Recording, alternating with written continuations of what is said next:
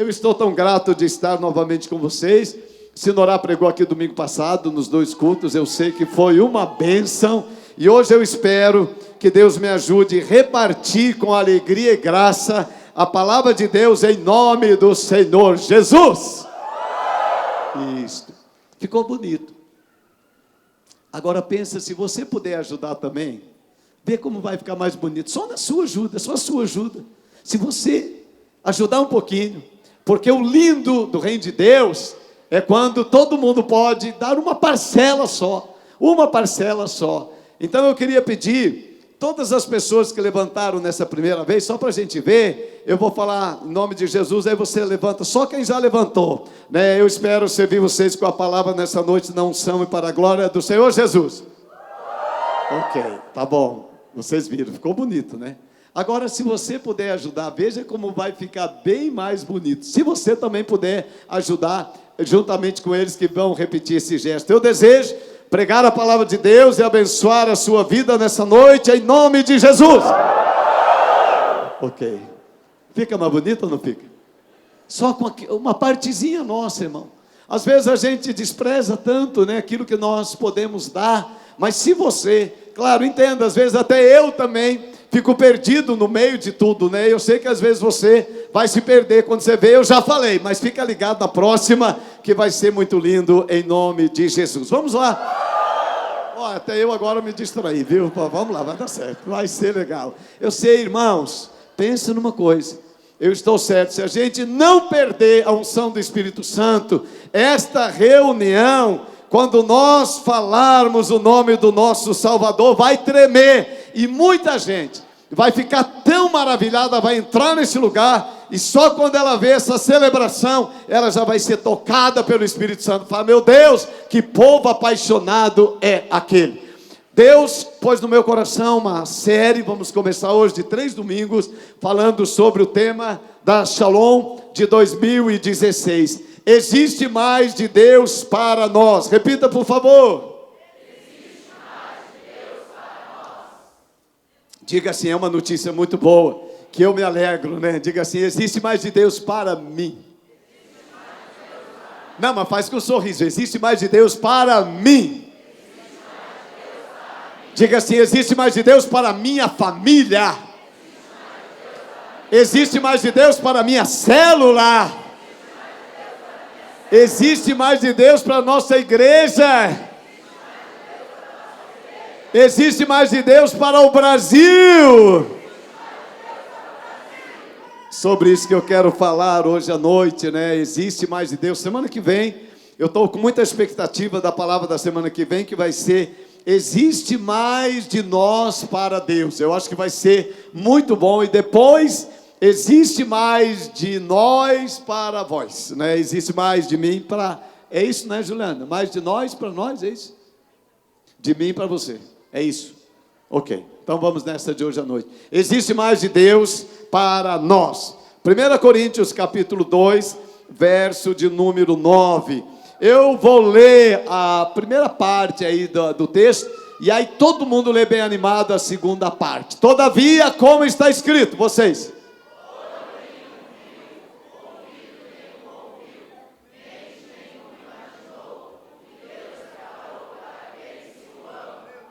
Aleluia! Olhos não viram, ouvidos não ouviram, nem jamais alguém imaginou ou pensou o que Deus tem preparado para aqueles que o amam. Qual é o segredo? Amar a Deus. Se você ama Deus, você certamente vai experimentar coisas na sua vida que jamais você imaginou ter. Pessoalmente, eu tenho muitas coisas que eu sonhei ter. Eu tenho muitas coisas que eu imaginei ter. Eu tenho muitas coisas que eu orei para ter. Mas existe, na minha vida, da minha casa, da igreja, da Shalom, existem muitas coisas que eu nunca orei para ter, que eu nunca pedi para Deus, e que eu nunca pensei que um dia eu teria. Por exemplo, ter uma igreja grande com um povo abençoado como vocês, eu orei para isso. Ter uma família abençoada, eu orei para isso. Mas ter 100 igrejas, eu oro por isso. Mas tem uma coisa que eu não orei. Nem pensei, nem imaginei. Apenas concentrei o meu coração de amar a Deus e servir as pessoas.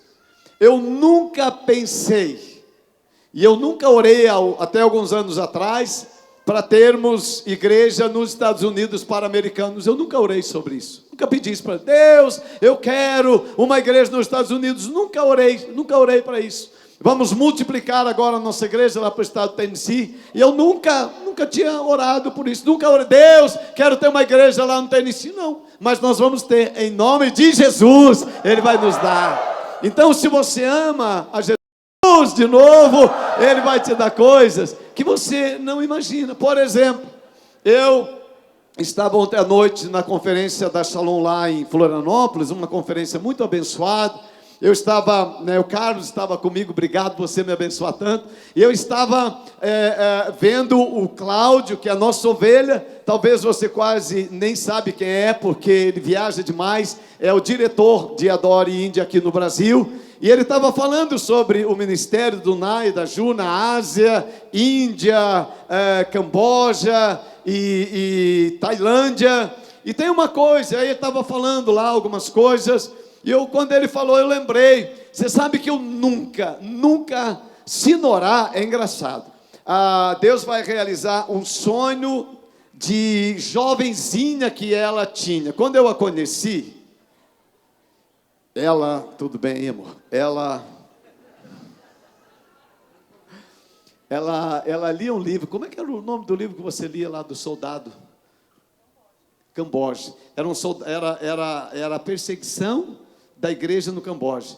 Morria muita gente. A Sinorá gostava de ler aqueles livros. Eu nunca fui muito chegado a essas coisas aí, mais de violência e tal. Eu já ficava com medo só de pensar, só de ler o livro eu já ficava assustado. Mas a Sinorá gosta dessas coisas, né? Vai vir a perseguição e ela vai enfrentar. Ela é desse jeito. Eu já, quando vem a perseguição, já estou orando para ser arrebatado. Se eu me levo antes que venha. Mas cada um tem o seu jeito, não é verdade?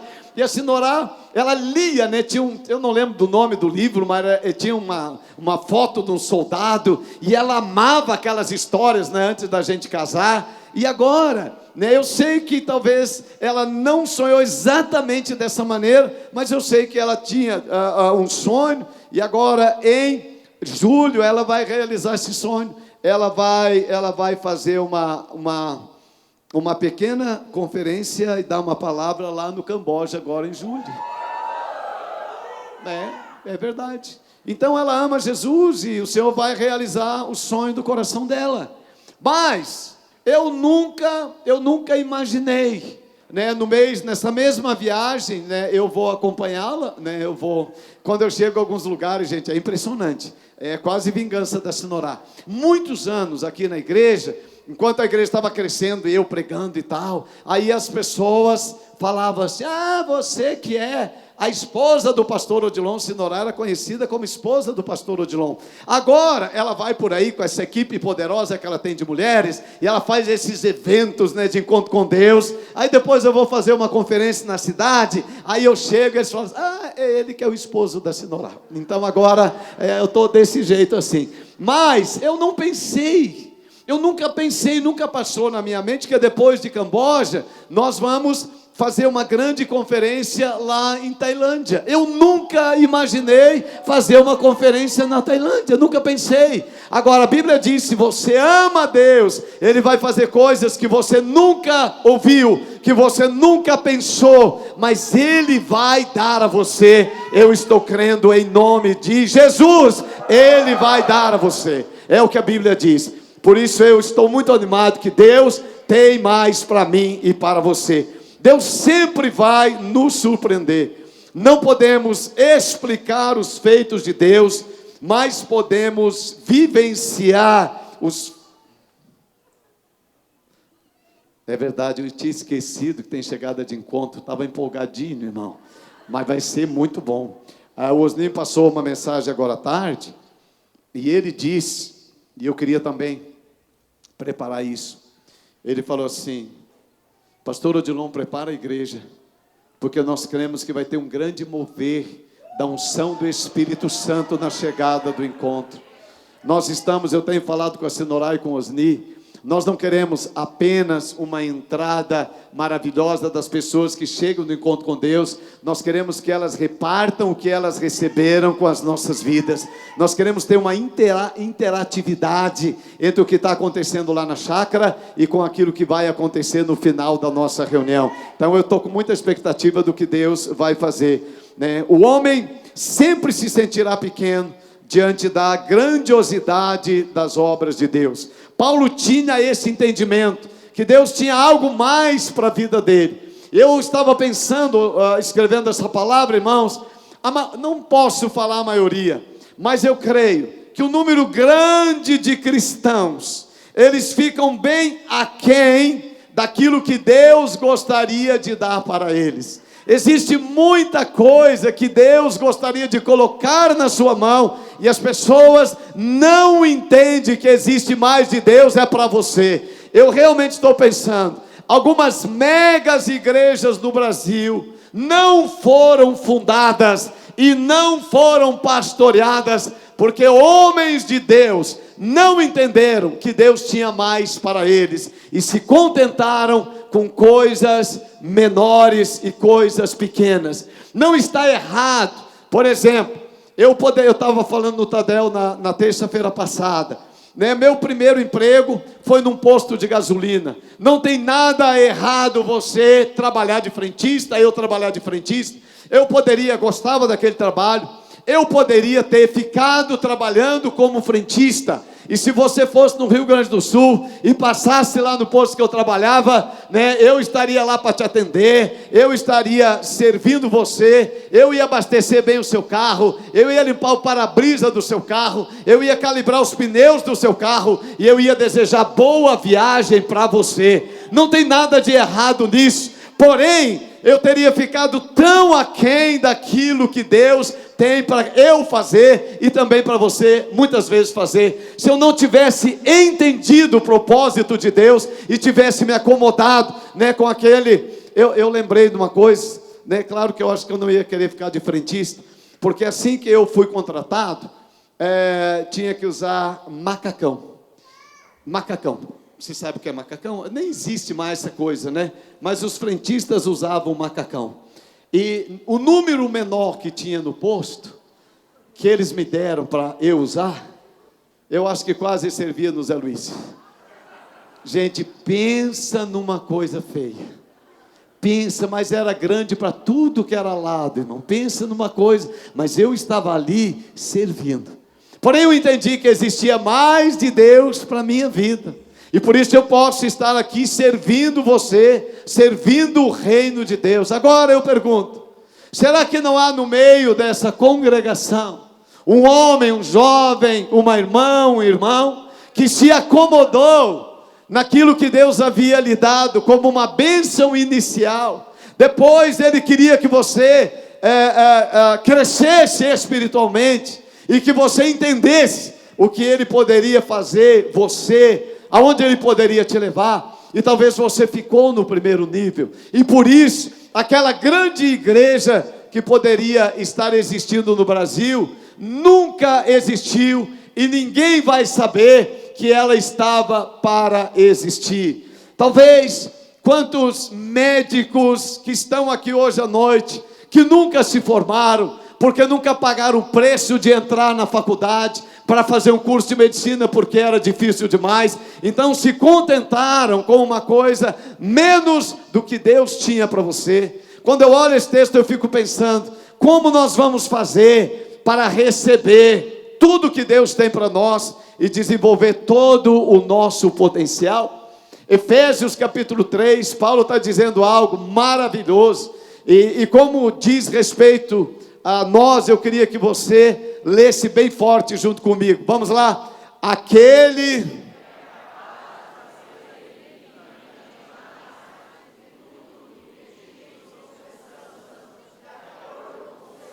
poder que opera em nós, aquele que pode fazer muito mais. Diga assim, muito mais. Não faça assim com a mão bem bonitinho comigo, diga muito mais.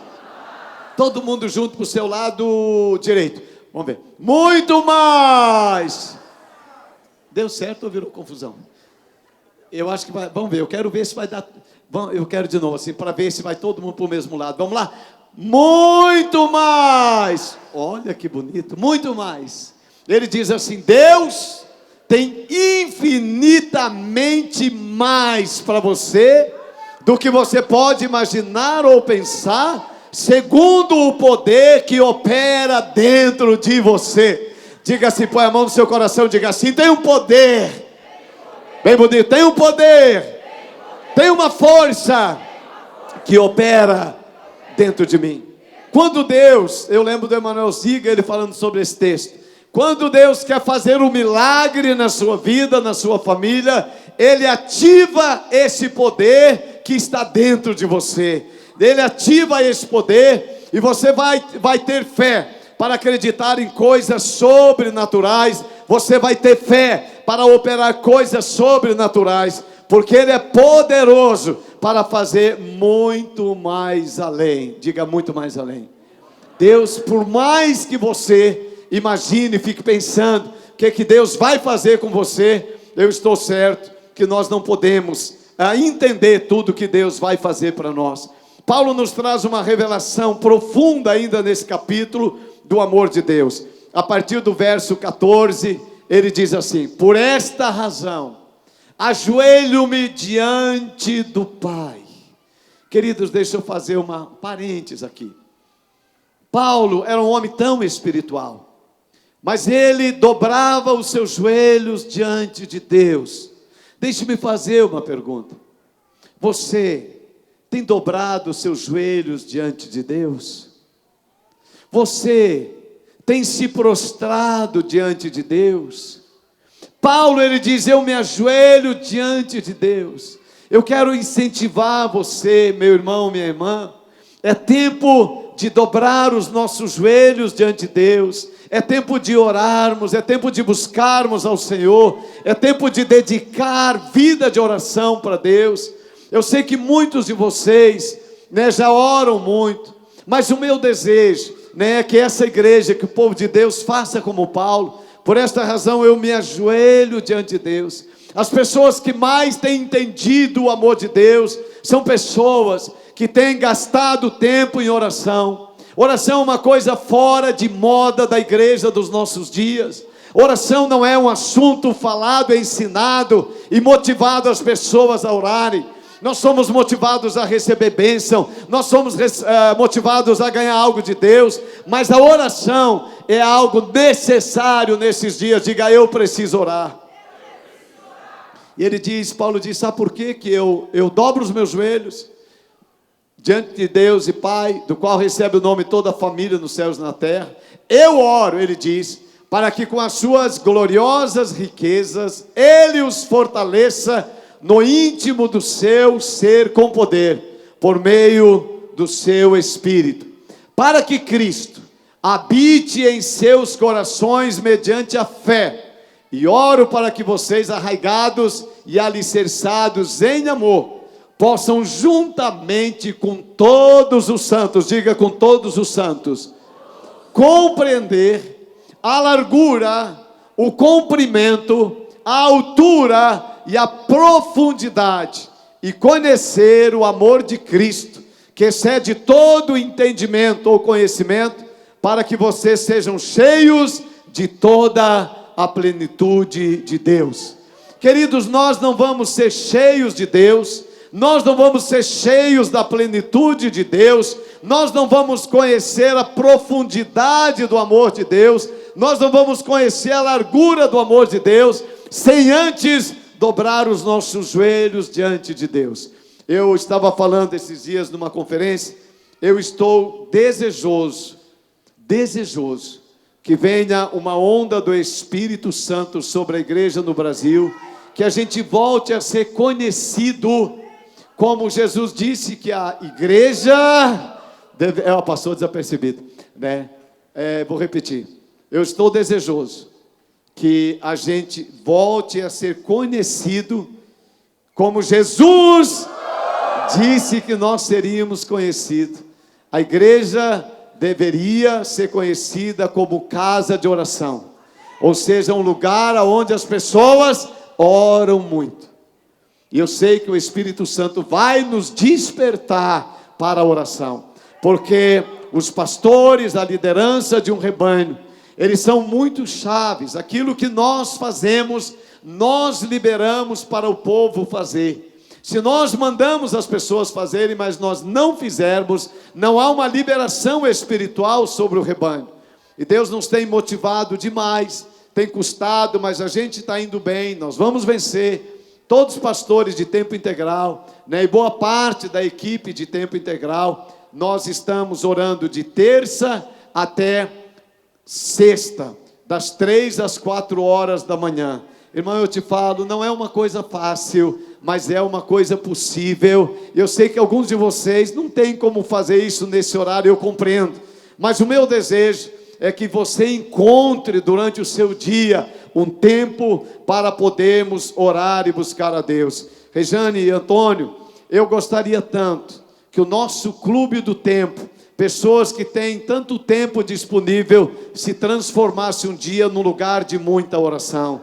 Que houvesse entre as pessoas, né, de 50 anos para cima, que já foram aposentados e que têm tempo disponível, que eles investissem parte desse tempo orando para ver o reino de Deus crescer. E eu sei que esse tempo vai acontecer entre nós. Paulo está dizendo, né, que nós precisamos, né, conhecer o amor de Deus. Eu acho lindo que o amor de Deus não é apenas para meia dúzia de pessoas. Diga, o amor de Deus é para mim. Diga, o amor de Deus é para minha família. É para minha célula. É para os meus discípulos. Gente, ser amado por Deus é uma das coisas mais lindas que o ser humano pode experimentar na terra. O amor de Deus. E João viu que não poucas pessoas receberam esse amor. Ele disse, depois disso olhei, e diante de mim estava uma grande multidão, que ninguém podia contar, de todas as nações. Gente, vai ter no céu gente de todas as nações. Vai ter no céu até argentino, vai estar no céu também, irmão, diz a Bíblia. Vai ter argentino, vai ter brasileiro, vai ter de todas as nações, de todas as tribos, de todos os povos, de todas as línguas. Eles estavam de pé diante do trono do Cordeiro, com vestes brancas e segurando palmas nas suas mãos. Queridos, eu gosto de pensar que o amor de Deus, ele é grande para todas as pessoas. Foi o que o apóstolo viu. Deixa-me dizer esse primeiro ponto, né? Leia para mim qual é o primeiro ponto aí, por favor. Dê sua ajuda que vai ficar mais bonito. Mais uma vez, por favor. Existe mais desafios. O reino de Deus é muito interessante, vou repetir isso. O reino de Deus é um lugar de desafios. O reino de Deus não é um lugar para pessoas se acomodarem. O reino de Deus é um lugar para desafios. Por exemplo, na próxima quarta-feira, você que é líder de célula, você tem um grande desafio diante de você, que é trazer toda a sua célula para reunir conosco neste lugar. Isso é um grande desafio. Uma irmã me ligou essa semana e falou assim, pastor, eu tenho 18 pessoas na minha célula e nenhum deles tem carro, como é que eu vou levar meu povo para a célula? Eu falei, minha irmã, só o fato de você ter me ligado e ter feito esta pergunta, como eu vou levar o meu povo para a célula, né? Você não está questionando, dizendo, pastor, não posso, não, como eu vou levar? Você enfrentou o desafio. Então eu falei, minha irmã, fica tranquila, vou falar com o pastor Elias, e eles vão providenciar ônibus para vocês trazer o povo da sua célula. Diga assim, grandes desafios. Diga bem bonito, grandes desafios. Queridos, o povo de Deus é um povo desafiado dia após dia.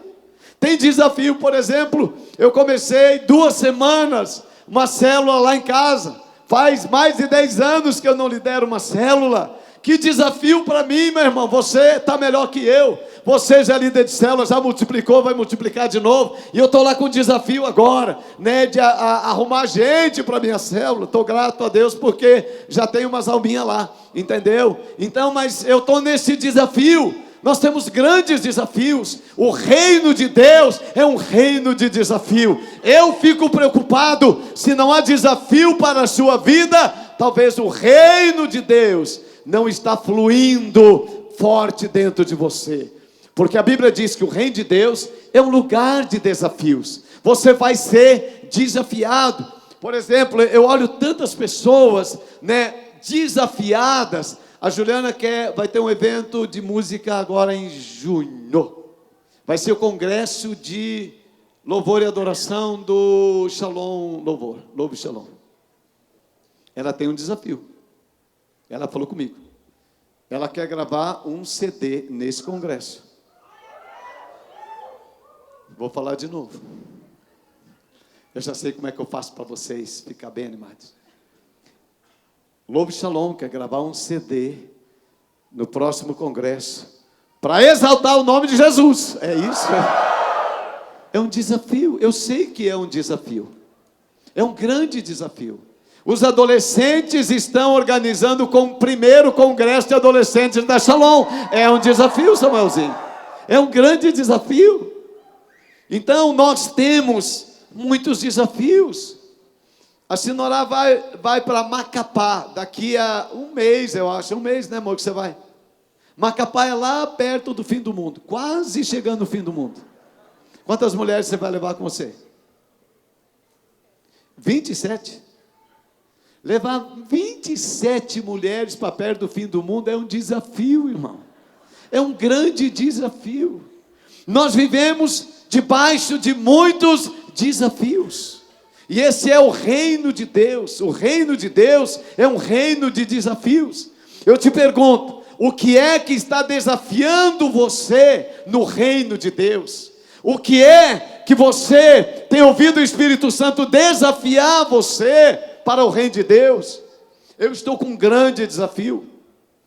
Eu e todos os líderes de célula, nós temos um desafio de trazer todas as nossas ovelhas para o culto de celebração. Eu estou com um desafio diante de você, que é minha ovelha, para que você não seja desses crentes mais ou menos, daquele meio morno que Apocalipse diz que não é para a gente ser, que você, né, o meu desafio é não ter uma igreja que apareça para louvar a Deus de vez em quando. O meu desafio é motivar a igreja para domingo após domingo estar adorando ao Senhor como o povo de Deus na cidade. Esse é meu desafio.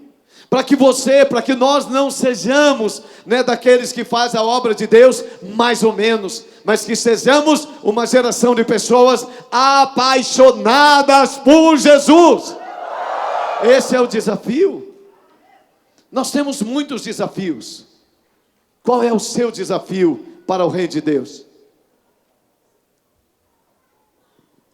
Existe mais desafios ainda para mim e para você. Certo dia, Jesus disse aos seus discípulos, eu perdi também, vamos para o outro lado, diga para o outro lado, faz assim com a mão assim, para o outro lado, mais uma vez, para o outro lado. Olha o que está acontecendo. Os discípulos estavam vivendo nesses dias muitos milagres, e eles entraram num barco e partiram. Enquanto navegavam, o Senhor adormeceu. Abateu-se sobre o lago um forte vendaval, de modo que o barco estava sendo inundado, e eles corriam grande perigo. Os discípulos foram acordá-lo, clamando: mestre, mestre, vamos morrer. Ele se levantou e repreendeu o vento e a violência das águas, e tudo se acalmou e ficou tranquilo. Olha para mim, quero te falar uma coisa. Eu estou pensando muito sobre esse texto, e eu estou olhando para esse texto, pensando na cena. Os discípulos estavam num lugar onde muitos milagres haviam acontecido. Porém, Jesus vai dizer para eles: vamos para outro lugar. Vamos sair desse lugar bom, onde tem milagres, e vamos para o outro lado. Eles estavam debaixo da obediência do Filho de Deus. Porém, quando eles entram no barco, acontece algo inesperado. Uma tempestade vem sobre eles. O que me faz entender é que os filhos de Deus também podem ser acometidos por tragédias, por tempestades. Porém, existe algo muito maravilhoso nesse texto. Os discípulos, eles tiveram entendimento do perigo que eles estavam passando, para sair daquele lado e ir para o outro lado. Nem sempre sair de onde estamos para ir para onde Deus quer que nós estejamos, a passagem é tranquila. Às vezes. Já estão na Vila São Pedro, glória a Deus. Mas temos um horário acertado, vai dar tudo certo. Às vezes a travessia é difícil. Vem um vendaval no casamento, vem um vendaval na vida dos filhos, vem um vendaval financeiro. Porém, o que me chama a atenção é pessoas na igreja enfrentando problemas, e o Filho de Deus parece que permanece dormindo. Eles não acordam Jesus, eles não acordam, e os problemas continuam.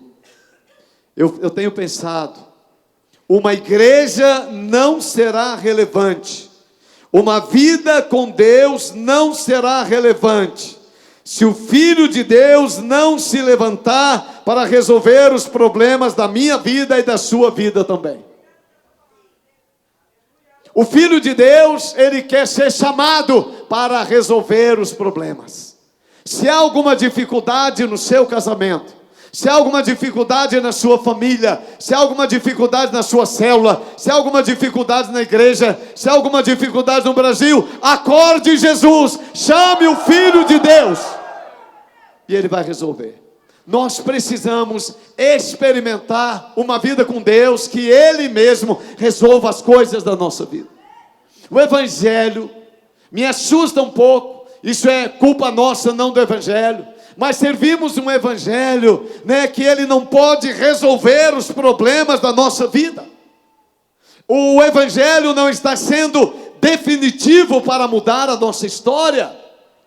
Jesus realmente veio para resolver problemas dos discípulos. Ele queria que eles fossem para outro lado. Ele perguntou: aonde está a fé de vocês? E os discípulos, amedrontados e admirados, lhes perguntaram uns aos outros: quem é este que até os ventos e as águas dá ordem e eles lhe obedecem? Navegaram para a região dos Gadarenos, que fica do outro lado do lago, frente a Galiléia. Logo depois que eles fizeram essa travessia, eles foram encontrar aquele demônio de Gadareno.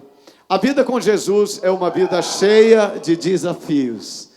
O reino de Deus não é para acomodados. Só os desacomodados repitam essa frase, número 2, por favor.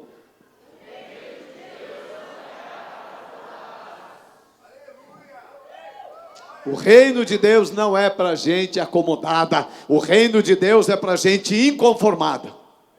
Preciso fazer alguma coisa para a glória de Deus. Não se pode ter uma vida morna, diz Apocalipse. Não vou ler esse texto. Existe mais graça, diga bem bonito, graça de Deus. Pela graça nós somos salvos, está escrito em Efésios 2:8. Se pois vocês são salvos pela graça por meio da fé, isso não vem de vocês, é dom de Deus, não por obra, para que ninguém se glorie. Diga assim: minha salvação é graça de Deus. Queridos, o reino de Deus é um lugar onde existe mais graça. O que é graça?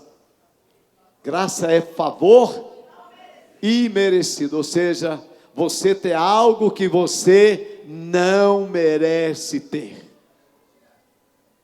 Graça é você receber de Deus o que você não tem nenhum mérito para receber. Isso é graça. O que há na sua vida que é a expressão da graça de Deus? Um casamento bem abençoado, você vai ter essa noção da graça. Eu sempre falo, Sinorá é uma mulher tão abençoada que ela representa a graça de Deus na minha vida. Eu não merecia ter uma mulher tão abençoada, bonita, querida, poderosa e ungida como ela. Isso é graça de Deus. É graça. É graça de Deus. Ou sua mulher é uma graça, ou então é uma desgraça. Mas eu desejo que ela seja uma graça de Deus. Que seu marido seja a representação da graça de Deus. Essa graça abundante, né? No reino de Deus existe mais graça. Você tem que olhar e falar assim: olha, eu não merecia isso, Deus me tem dado. Eu vou falar uma coisa para você: eu não mereço uma igreja tão linda como essa Shalom que Deus me deu. Eu não mereço, irmão. Eu não mereço. Hoje, Juliano, eu estava olhando de manhã no culto, sentei aqui, fiquei olhando, falei: meu Deus, tem muitos pastores amigos meus no Brasil, mas muitos, milhares de pastores, que toda a igreja dele reunida no domingo não é mais do que uma fileira dessas. Não é mais do que uma fileira dessas. Então, ter toda essa multidão de pessoas e ter vocês aqui todos os domingos adorando a Deus, isso é manifestação da graça de Deus. Graça de Deus. Família, irmão, é uma coisa. Eu olho ali nessa primeira fila, é tudo meu aí, meu Jesus, é graça de Deus. Família é graça de Deus, é presente de Deus. Seus filhos são presentes de Deus, seus genros também são presentes de Deus. Sua neta também, meu Deus, tudo é presente de Deus. Família é uma das maiores manifestações da graça de Deus. Eu preciso correr. Vamos lá. Esse eu gosto demais, esse eu gosto. Eu quero que você que é bem feliz com o que Jesus tem feito na sua vida, com a transformação que Ele tem feito na sua vida, você que agradece a Jesus pela transformação da sua vida, repita o 2.1 com alegria. Sou o que sou pela graça de Deus. Cada um de nós somos o que somos só pela graça de Deus. Glória a Jesus. Mas eu tenho que ir logo agora para o final, esse que eu gostaria. Existe mais? Existe mais? Existe mais? Unção de Deus. Quantos querem mais unção de Deus? Queridos, eu desejo tanto unção de Deus na minha vida. Sabe, quando a unção de Deus vem, alguma coisa vai mudar. Olha, o verso 14.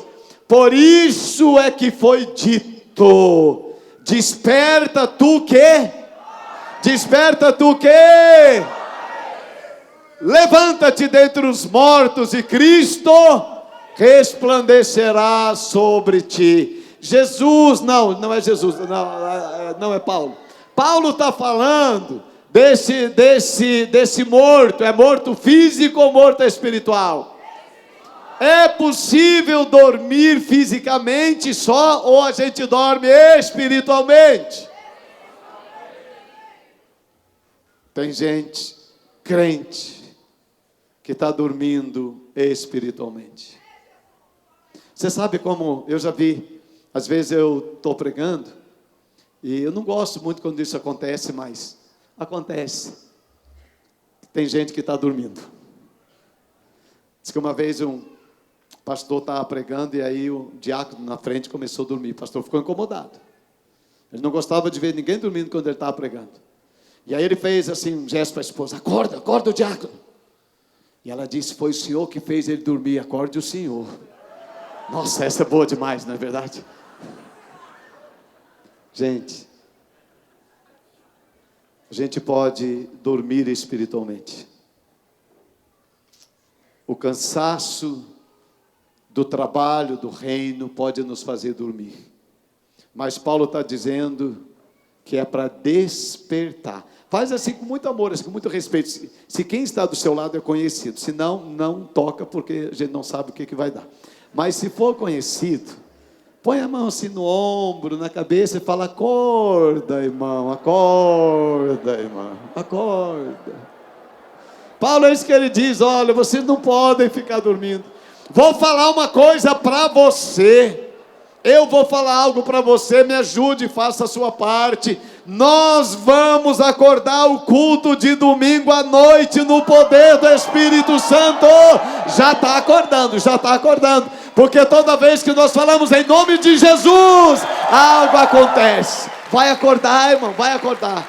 Eu estou certo. Vai acordar os dons espirituais, vai acordar a manifestação, vai acordar o louvor, Juliano, vai acordar o louvor, vai acordar a dança, vai acordar eu e vai acordar a pastorada aqui, vai acordar todo mundo. Nós vamos ficar muito espertos em nome de Jesus. Bem esperto, eu creio realmente, acordar. Ou seja, a vida de Deus, quando vem a unção do Espírito Santo, ele fala para que vocês tenham cuidado com a maneira como vocês vivem, não como insensatos, mas nós vamos viver como sábios, aproveitando ao máximo cada oportunidade.